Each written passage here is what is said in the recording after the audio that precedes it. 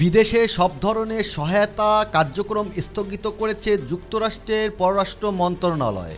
একই সঙ্গে নতুন সাহায্য অনুমোদন বন্ধ রেখেছে দেশটি। তবে ইসরায়েল ও মিশরের সামরিক সহায়তা বন্ধ করবে না আমেরিকা। ফাঁস হওয়া অভ্যন্তরীণ নথিতে এ তথ্য জানায় বিবিসি। যুক্তরাষ্ট্রের কর্মকর্তা ও বিদেশি দূতাবাসগুলোতে এই নির্দেশনা পাঠানো হয়েছে। মার্কিন প্রেসিডেন্ট ডোনাল্ড ট্রাম্প ক্ষমতা গ্রহণের পর এক নির্বাহী আদেশে বিদেশি সহযোগিতা বন্ধ করেন।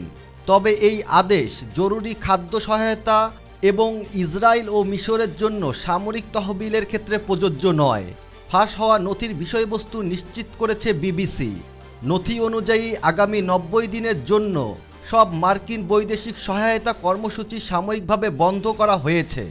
এদিকে সংবাদ সংস্থা এএফপি জানিয়েছে, যুক্তরাষ্ট্রের এই অর্থায়ন স্থগিতের প্রভাব ইউক্রেনেও পড়তে পারে, যেখানে আগে থেকে প্রচুর অস্ত্র সহযোগিতা দেয়া হয়েছিল।